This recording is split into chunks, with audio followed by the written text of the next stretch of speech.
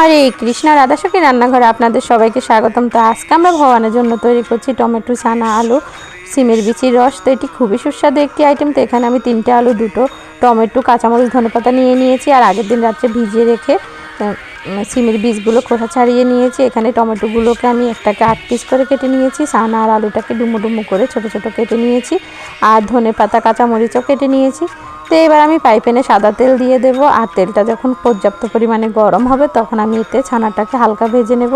আর আঁচটাকে কিন্তু মিডিয়াম রাখবো। আর অবশ্যই কিন্তু তেলটা খুব ভালোভাবে গরম করতে হবে, না হলে ছানাগুলো নিচ থেকে লেগে যেতে পারে।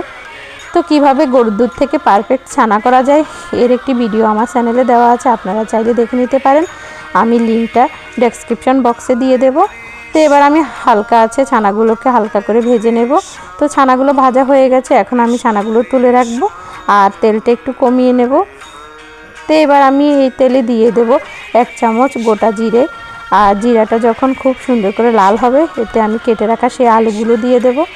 আর আলুগুলো দিয়ে এখানে আমি এখন পরিমাণ মতো লবণ দিয়ে আলুটা ভাজি করব যতক্ষণ পর্যন্ত আলুগুলো জল না শুকাচ্ছে ততক্ষণ পর্যন্ত। তো আমি একটু ঢেকে ঢেকে আলুটা ভাজবো যাতে আলুগুলো মোটামুটি সিদ্ধ হয়ে যায়। তো আমার ভিডিওগুলো যদি আপনাদের ভালো লাগে অবশ্যই আমার চ্যানেলটি সাবস্ক্রাইব করবেন আর লাইক দিবেন, শেয়ার করে দিবেন। তো এই যে আলুগুলো কিন্তু জল শুকিয়ে গেছে, এখন আমি এখানে হলুদ দিয়ে আবার একটু ভেজে নেব। তো 2-3 মিনিট ভাজার পরে আমি এখানে জল দিয়ে দেব। তো এই যে যেহেতু এটি রসের আইটেম আমি জলটা একটু বেশি করে দিয়েছি, তবে এতটাও বেশি দেওয়া যাবে না যাতে মানে সিমের বীজগুলো একদমই গলে যাবে। তো এবার আমি দিয়ে দিয়েছি কাঁচামরিচ, হলুদ, লবণ আর গুঁড়া মরিচ। আর এখানে আমি কালারের জন্য একটু কাশ্মীরি লঙ্কার গুঁড়ো দিয়েছি, আপনারা চাইলে এটি দিতেও পারেন আবার নাও দিতে পারেন। এবার আমি ভেজে রাখা সেই ছানাগুলোও দিয়ে দিয়েছি।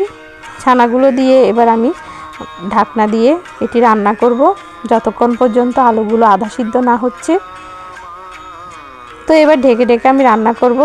তো ঢাকনা উঠিয়ে এখন আমি চেক করে নেব যে আলুগুলো মানে আধা সিদ্ধ হয়েছে কি না। তার আলুগুলো কিন্তু আধা সিদ্ধ হয়ে গেছে, আমি অফ ক্যামেরা একবার চেক করে নিয়েছি। এখন আমি সেই সিমের বীজগুলো দিয়ে দেব। আর আবারও আপনাদের সুবিধার্থে আমি একটা আলু চেক করে দেখাচ্ছি। এখানে কিন্তু আলুগুলো আধা সিদ্ধ হয়েছে। আর এই অবস্থাতেই কিন্তু মানে সিমের বীজগুলো দিতে হবে, তাহলে পারফেক্টভাবে সিমের বীজগুলো সিদ্ধ হবে, একদম গলেও যাবে না, আবার সিদ্ধটাও ঠিকমতো হবে। তো ঢেকে ঢেকে রান্না করেছি। তো আমার এখানে মনে হচ্ছে যে জলটা একটু কম। এই যে যেগুলো ছোটো সিমের বিচি ওগুলো কিন্তু সিদ্ধ হয়ে গেছে, কিন্তু যেগুলো বড় সাইজের সিমের বিচি ওগুলো কিন্তু এখনও ভালোভাবে সিদ্ধ হয়নি। তো এই কারণে আমি এখানে আবার একটু জল গরম করে দিয়েছি, না হলে কিন্তু বেশি শুকনো শুকনো হয়ে যাবে। আর অবশ্যই কিন্তু জল পরে দিতে হলে মানে গরম করে দিতে হবে, না হলে কিন্তু সিমের বীজগুলো মানে শক্ত থেকে যাবে যদি ঠান্ডা জল ব্যবহার করি। তো এই যে আমার সিমের বীজগুলো কিন্তু একদম সুন্দরভাবে সিদ্ধ হয়ে গেছে। এখন আমি এই পর্যায়ে টমেটোগুলো দিয়ে দেব। আর টমেটোগুলো দিয়ে আমি আবারও 5 মিনিটের মতো ঢেকে রান্না করব যতক্ষণ পর্যন্ত টমেটোগুলো একটু আধা গলা না হচ্ছে। আর এখন তো টমেটোগুলো মানে এখন দেশি টমেটো, এই কারণে তাড়াতাড়ি সিদ্ধ হয়ে যায়। তো এই যে টমেটো দিয়ে আমি এখানে বেটে রাখা জিরা দিয়ে দিয়েছি।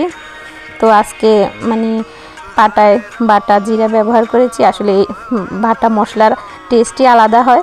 তো এবার জিরাটাকে খুব ভালোভাবে মিক্স করে আমি আবারও ঢেকে রাখবো 5 মিনিটের মতো।